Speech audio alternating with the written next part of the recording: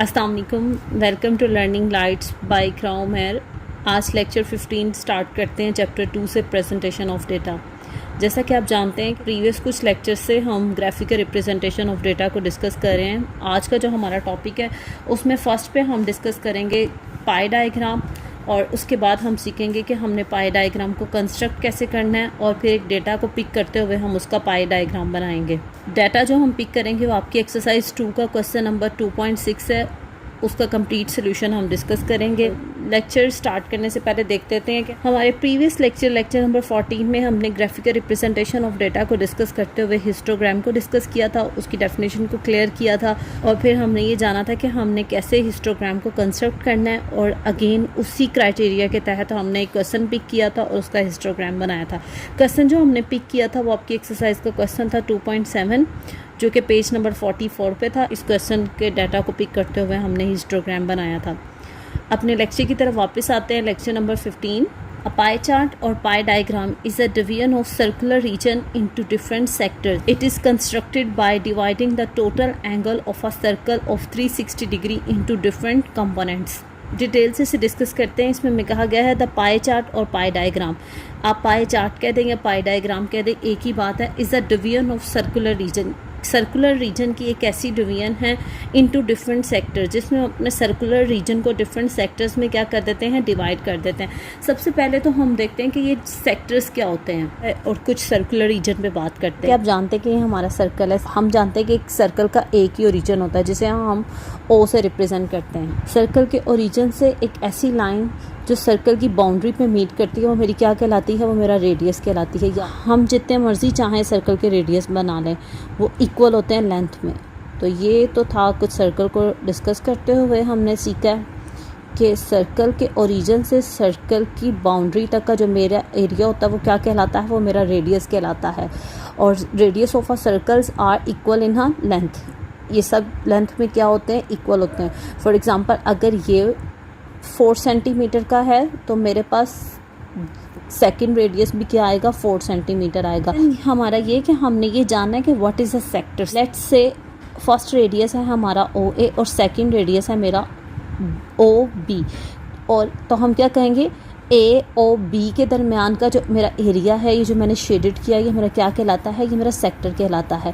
2 radius के दरमियान में जो एरिया कवर होता है वो मेरा क्या कहलाता है, वो मेरा सेक्टर कहला रहा होता है। मैंने कुछ शेडेड करके भी आपको बताने की कोशिश की है ताकि आप इजीली अंडरस्टैंड कर सकें।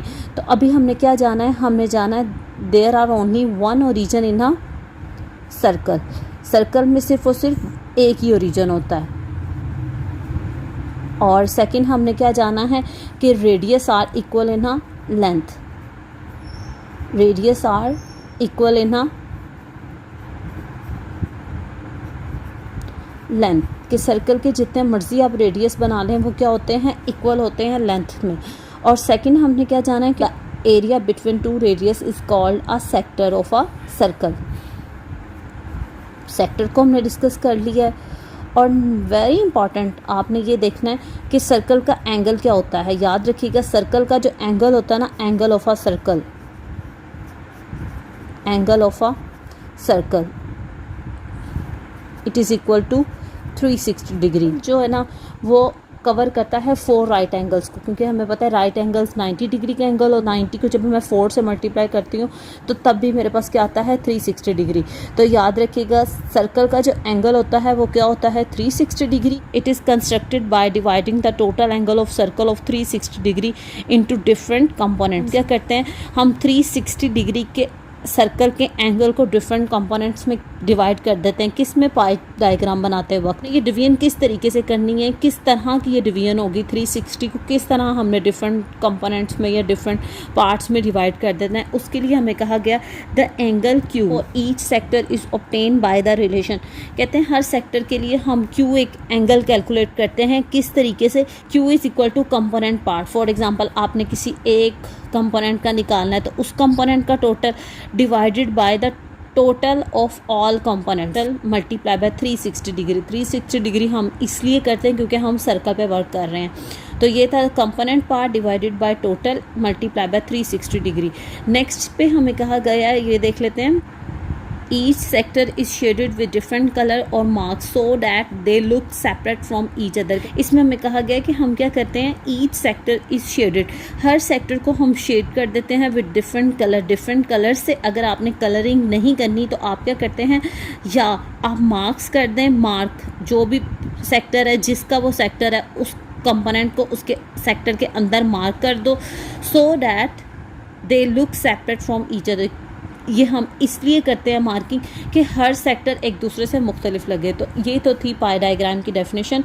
होपफुली आपको डेफिनेशन क्लियर हो गई होगी। अब हम अपने क्वेश्चन की तरफ वापस चलते हैं और उसका पाई डायग्राम बनाना सीखते हैं। क्वेश्चन आप अपनी स्क्रीन पे देख रहे हैं, इसमें हमें कहा गया है कंस्ट्रक्ट अ पाई डायग्राम या पाई। क्वेश्चन में आपको फर्स्ट कॉलम दिया हुआ है आइटम्स ऑफ एक्सपेंडिचर्स। आपको कुछ आइटम्स दी गई हुई हैं, उनके करस्पॉन्डिंग्स आपको उनकी अमाउंट दे दी गई है और आपको कहा गया है आपने बनाना है पाई चार्ट या पाई डायग्राम। इसके सोल्यूशन की तरफ चलते हैं। Solution question number 2.6 page number 43 पे। इसमें फर्स्ट पे जो मेरे पास आ रहा है आइटम्स ऑफ एक्सपेंडिचर्स हैं और सेकंड पे मुझे एक कॉलम दे दिया गया अमाउंट का।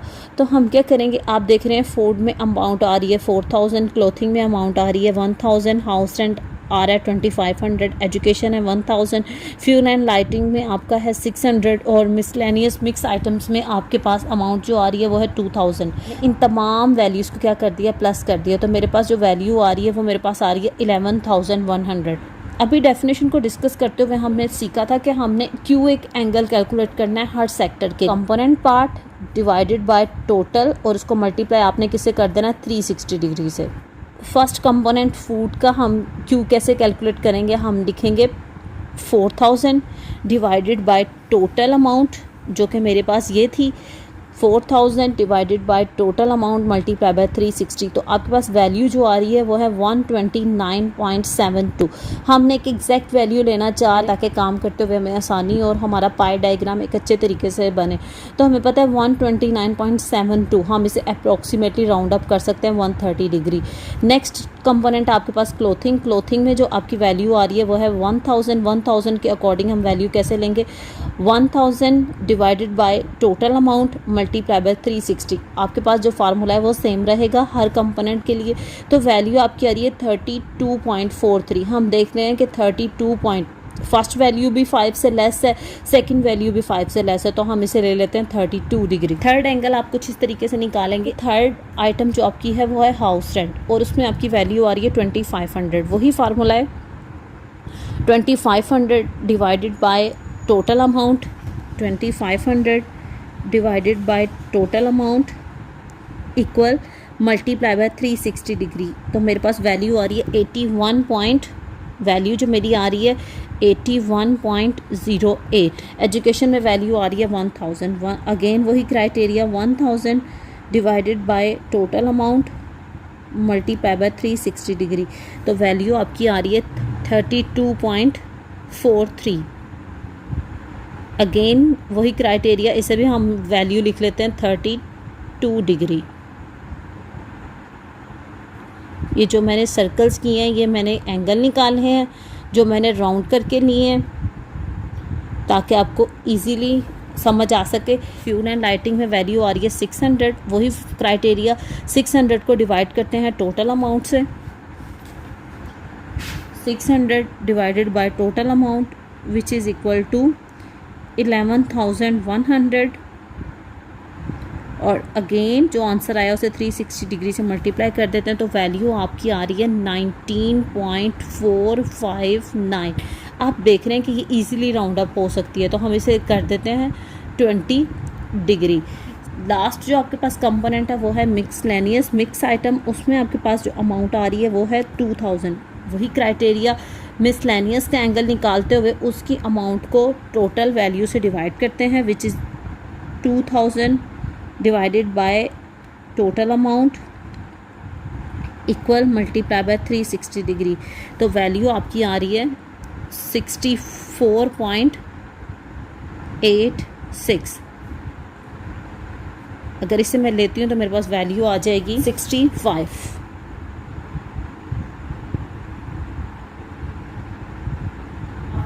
पेपर में आपने ये कैलकुलेशन शो नहीं करनी, ना इसकी ज़रूरत होती है, ना आपसे ये डिमांड की जाती है। आपने एग्जैक्ट राउंड करके वैल्यू डायरेक्ट लिख देनी है।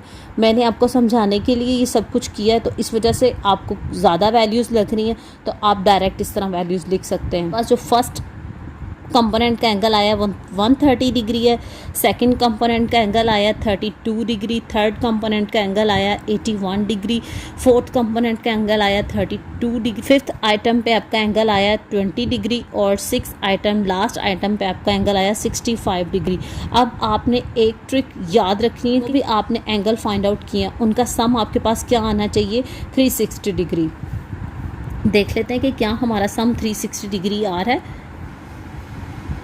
आप देखें फर्स्ट एंगल हमने फाइंड आउट किया है 130 degree plus 32 degree plus 81 degree plus 32 degree plus 20 degree plus 65 degree, और आप देख रहे हैं एग्जैक्ट आपके पास सम ऑफ एंगल्स आ रहे हैं 360 डिग्री। तो ये हो गया टोटल में भी आपका फाइंड आउट करने का वे। तो इस तरह हमने पाई डायग्राम बनाने के लिए सबसे फर्स्ट पे हमें ये क्यू चाहिए, हर कंपोनेंट का मेरे पास ये एंगल चाहिए, और हमें ये भी कंफर्म होना चाहिए कि इन एंगल्स का सम क्या आ रहा है 360 डिग्री। तो अब चलते हैं अपने पाई डायग्राम की तरफ कि हमने पाई डायग्राम कैसे बना। पाई डायग्राम बनाने के लिए हमने एक सर्कल लिया, अपनी मर्ज़ी से उसका रेडियस सेलेक्ट कर लिया और उसका ओरिजिन मेंशन किया, जिसे मैंने ओ लिख दिया। ये ज़रूरी भी नहीं है, लेकिन फर्स्ट अटेम्प्ट पे हम ये मेंशन करेंगे। ओरिजिन से मैंने सर्कल की बाउंड्री पे एक रेडियस बना लिया है, ठीक है। अब हम लोगों ने क्या करना है, प्रोटेक्टर से हम लोगों ने फर्स्ट कंपोनेंट जो फूड है उसका एंगल बनाना है 130 डिग्री। एंगल कुछ इस तरीके से बनाना है। ये आपका प्रोटेक्टर है, ये आप देख रहे हैं कि नीचे वाली साइड से एंगल चल रहा है 10, 20, 30, 40, यूँ चलते चलते आपके पास लास्ट पे जो इस साइड पे एंगल लिखा हुआ है वो है 180 डिग्री, आप देख रहे हैं। और अगर रिवर्स देखें तो इसने लिखा हुआ है 10, 20, 30। आपकी मर्ज़ी है, आप क्लॉकवाइज लें या एंटी क्लॉकवाइज लें। हम क्लॉकवाइज वर्क करते हैं। हमने कुछ इस तरीके से करना है, मैंने सर्कल के ओरिजिन को रखना है इस पॉइंट पे, और जो मैंने रेडियस लिया है वो मेरा आए इस वाले पॉइंट पे, ठीक है। कुछ इस तरीके से मैं इसे यहाँ पे पेस्ट करती हूँ। एक फिंगर से आपने इसे होल्ड करके रखना है ताकि ये ख़राब ना हो। अब आप देख रहे हैं कि जो मैंने रेडियस लिया था उस पर जो फर्स्ट वैल्यू मेरी आ 0, ठीक है। अब नेक्स्ट है 10, 20, 30। ये आप देख रहे हैं कि इन दोनों के दरमियान 20 और 30 के दरमियान इसने मुझे 10 स्मॉल लाइंस भी बना के दी हैं कि अगर आपने कोई और 21 लेना है तब भी आपको पता चल जाए। 10, 20, 30 इस तरह मैंने 130 तक जाने के लिए मैं क्या करूँगी, आप 130 आपका इस पॉइंट पे आ रहा है तो ये मैंने ले लिया 130 पे एक पॉइंट मैंने मेंशन कर दिया, मार्क लगा दिया मैंने। अब हम क्या करेंगे, हेल्प ऑफ स्केल हम इस पॉइंट को आप मीट कर देंगे आपके ओरिजिन से। तो आपके पास जो फर्स्ट सेक्टर आ जाएगा वो मेरा किसका आएगा, फूड का आ जाएगा। अब आपने क्या करना है, यहाँ से आपने मीट करना है यहाँ पे, लेकिन हमें ये बाहर तो नहीं, इसे यहाँ पे यूँ हम इसको यहाँ पे मिला देंगे, ठीक है। बाहर तो नहीं मुझे चाहिए, तो इसकी मुझे ज़रूरत नहीं है। तो यहाँ पे सर्कल की बाउंड्री तक मैं इसे मीट करूँगी और ये मेरे पास फर्स्ट सेक्टर आ गया किसका, 130 डिग्री। और किसके लिए, फूड के लिए। सेकंड जो आइटम है क्लोथिंग, उसका एंगल आ रहा है 32 डिग्री। अब आप क्या करोगे, वही क्राइटेरिया आप अपने प्रोटेक्टर के इस पॉइंट को रखोगे ओरिजिन पे, और ये वाला जो पॉइंट है वो आप किस पे रखोगे, जो न्यू आपने रेडियस फाइंड आउट किया है। ये देखें इस तरीके से, ठीक है। ओरिजिन आपका आ गया, ये पॉइंट आ गया आपके ओरिजिन पे, और जो न्यू रेडियस आपका आया था उस पे आ गया आपका ये वाला पॉइंट। आप देख रहे हो कि ये जो बाहर वाला पॉइंट होगा ना, ये आपकी हेल्प भी करेगा आपको बताने में कि आपने एग्जैक्ट पॉइंट रखा है। अब आपने क्या करना है, 32 पे जाना है। 0 डिग्री, 10 डिग्री, 20 डिग्री, 30 डिग्री। हाँ को डिस्कस करते हो आपको बताया था कि 30 और 40 के दरमियान भी आपको 10 स्मॉल लाइन्स दी गई हैं ताकि आप एग्जैक्ट वैल्यू को ईजीली फाइंड आउट कर लो। 32 डिग्री, 30 से 30 से 2 स्टेप्स आगे जाएंगे तो मेरे पास 32 का पॉइंट भी मिल गया। अगेन वही क्राइटेरिया, मैं सिर्फ जस्ट मार्क करूँगी और फिर क्या करूँगी, बाय यूजिंग स्केल इसे मैं अपने ओरिजिन से मीट कर दूँगी और मैं इसे मिटाऊँगी भी नहीं, क्योंकि ये मेरा अगेन नेक्स्ट सेक्टर ढूंढने में हेल्पफुल भी हो रहा है। ये देखिए ये आपके पास आ गया यहाँ पे, ठीक हो गया। सेकंड मैंने सेक्टर भी फाइंड आउट कर लिया जो कि मेरा किसका आया है, क्लोथिंग का। अब आपने क्या करना है, थर्ड सेक्टर की तरफ जाना है जो आपका क्या है, हाउस रेंट। अगेन वही क्राइटेरिया, आप अपने प्रोटेक्टर के इस पॉइंट को रखोगे अपने ओरिजिन पे और इस पॉइंट को रखोगे अपने न्यू रेडियस की तरफ, और ये आपका पॉइंट आ गया आपके ओरिजिन पे। अब मैंने थर्ड कंपोनेंट लेने के लिए कितना एंगल बनाना है, 81 डिग्री। देख लीजिएगा, 0 degree, 10 degree, 20 degree, 30 degree, 40 degree, 50 degree, 60 degree, 70 degree, 80 degree, और एक स्मॉल लाइन को लेते हुए मेरा 81 कंप्लीट हो जाएगा। मैंने यहाँ पे मेंशन भी कर दिया कि जी ये मेरा 81 है। यहाँ पे मैंने अगेन वही मार्क लगा दिया और मैं इस मार्क को क्या करूँगी, बाय यूजिंग स्केल इसको ओरिजिन से मीट कर दूँगी, तो रिक्वायर्ड सेक्टर है वो भी कंप्लीट हो जाएगा। बाय यूजिंग स्केल बिल्कुल ठीक एरिया में कवर करूँ, तो ये मेरे पास आ गया जो मैंने हाउस रेंट का भी एरिया लेना था। नेक्स्ट आपके पास एजुकेशन। एजुकेशन के लिए आपको कितना एंगल बनाना है, 32 डिग्री का एंगल आपने प्लॉट करना है अपने सर्कल पे, तो 32 डिग्री वही क्राइटेरिया। और देख लीजिएगा मैं इन वैल्यूज़ को ले रही हूँ, 0 डिग्री, 10 डिग्री, 20 डिग्री, मैं इन वैल्यूज़ को देख रही हूँ, ठीक है। वही इस वाली लाइन को, ये जो मेरी ये प्रोटेक्टर की ये वाली लाइन है, इसे मैं अपने न्यू रेडियस पे रखूँगी और ओरिजिन पे फिर मेरे पास यही पॉइंट आ जाएगा। अब देखें आप क्या करेंगे, आपने लेना है 32 degree, 0 degree, 10 degree, 20 degree, 30 degree, और 2 स्टेप्स आगे की तरफ मूव करेंगे तो मेरे पास 32 कंप्लीट हो जाएगा। वैल्यू जस्ट मार्क की है मैंने, और बाय यूजिंग स्केल मैं इसे ओरिजिन से मीट कर दूँगी।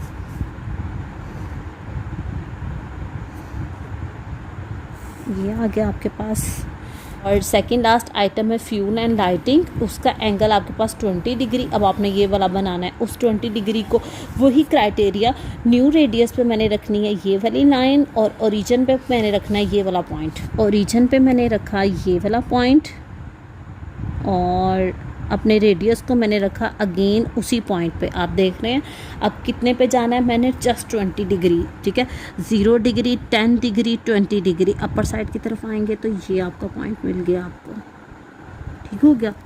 आप देख रहे हैं कि जो रोटेशन है मेरी एक ही जा रही है क्लॉकवाइज, में एंटी क्लॉकवाइज मूव नहीं करी। स्टार्टिंग से मैं इन लोअर वैल्यूज़ को लेते हुए अपने सेक्टर बना रही हूँ, तो लास्ट तक मैं इन्हीं वैल्यूज़ को लेते हुए अपने सेक्टर बनाऊँगी।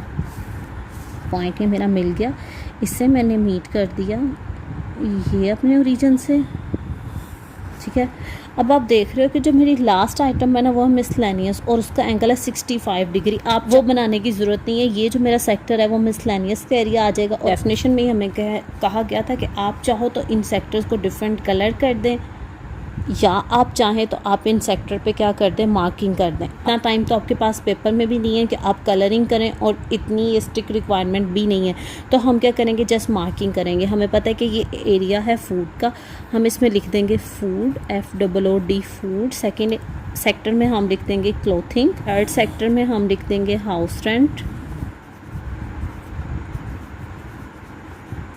और फोर्थ सेक्टर में हम लिख देंगे एजुकेशन।